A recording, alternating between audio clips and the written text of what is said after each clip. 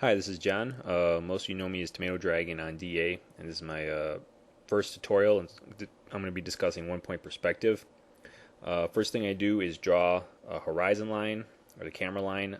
That's pretty much where the eye level is. You pick a point, and then you draw out your perspective grid from that. As this has been done already. I've edited this video, so that's how the grid got drawn so quickly. After that, then you just start. Just going to draw a simple cityscape. You just start using the perspective lines as a template.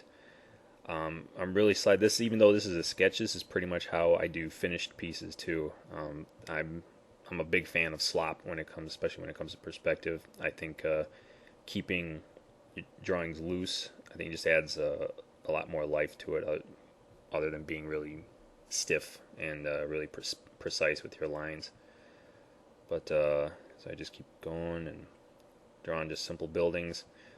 The one thing with perspective, when in reference to the camera line, again, it's usually called the horizon line. I call it a camera line because of all the 3D animation work I use, I like to think of each scene that I draw as kind of like setting up a scene like in a movie set. So that line is basically where your camera would be directly level with. Now, everything that's going to be drawn above the camera line, basically you're going to be seeing the bottom of, and then everything that's below the camera line, you'll see the top of. So as you're watching, as this picture starts to unfold, you kind of see what I'm talking about when I start drawing in little figures just for reference and everything. Um, Again, I just put the dot right in the center. But you can put a dot anywhere you want on the line, depending on what kind of mood or the type of setup for your scene that you're going for. Again, really sloppy, really loose.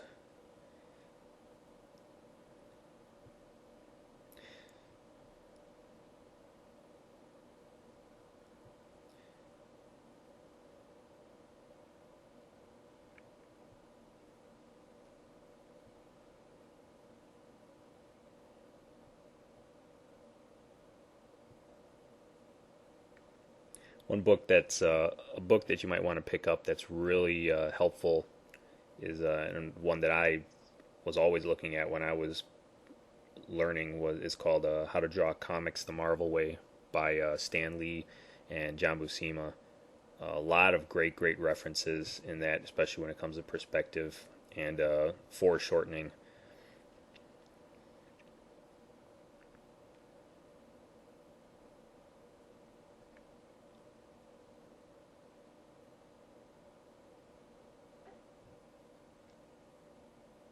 One little trick that I do, um, this doesn't have to do with perspective, but it has to do more with things in the foreground and objects that are further away. Things in the foreground I tend to make much more darker or a lot thicker lines, and as you move away into the distance, I try to lighten it up just to kind of puts that effect of atmosphere between you and distant objects. Also, same thing when you're coloring. I like to desaturate the colors for objects that are further away. Just gives a sense of distance.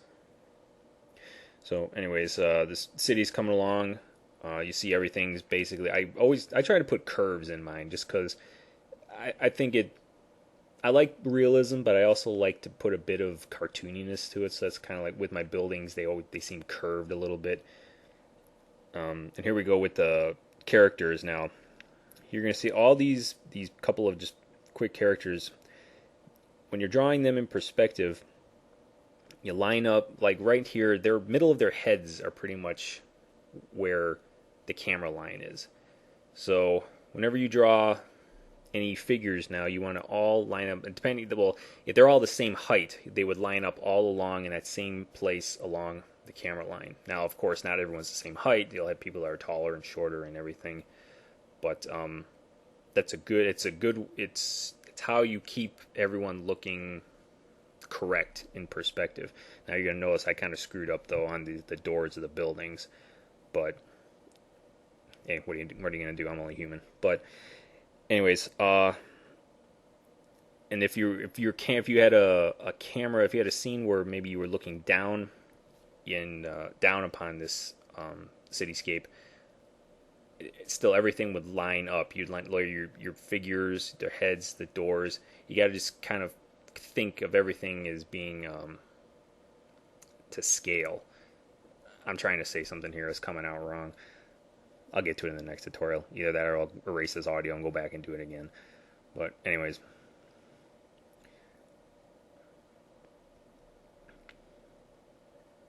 So you drew another little dude there.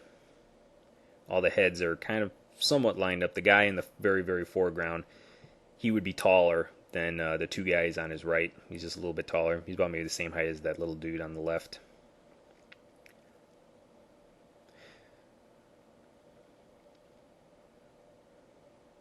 Another thing, I always like to draw really dramatic lighting. Um, Especially, I always like black and white drawings. Especially Frank Miller. I think he's that really is a master of dramatic lighting. If you pick up the 300 graphic novel, there's some amazing work in there, especially done with a lot of blacks, a lot of silhouettes are used, but it's just a great example of dramatic lighting that is just used really well. And Frank Miller is definitely one of the guys I studied.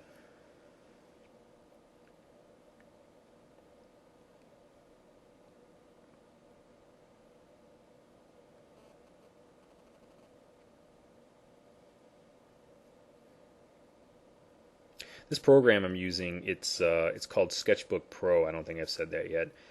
Um, it's probably my favorite drawing program. I use a tablet PC, not a Wacom tablet, but a tablet PC, and it works perfect. It's really meant for that type of computer, but you can use it on a desktop or whatever. But its brush engine is really great. It's really quick. I've never experienced any slowdown with it, especially on high res images.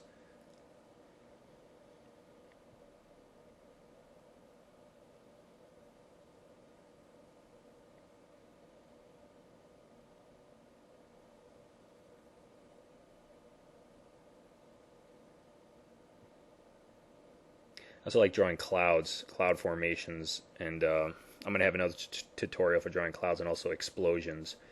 Um, the lighting, I really like drawing them a lot. You can get some really, really great lighting effects in clouds and explosions just because of all the their shape and the dynamics of them.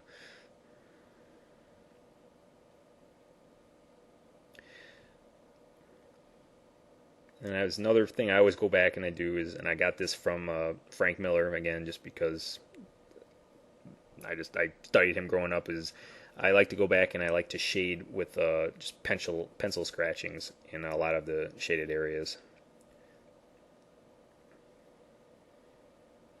Sometimes I tend to go a bit overboard.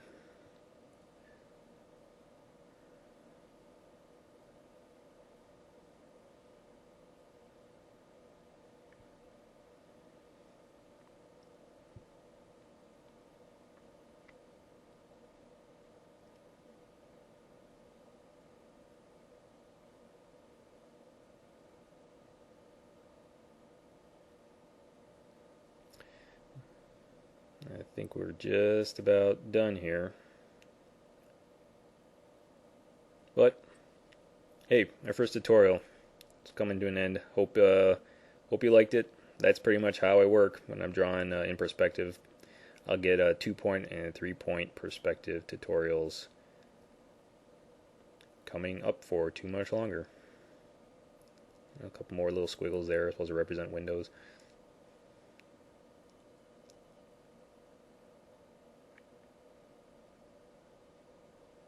Done.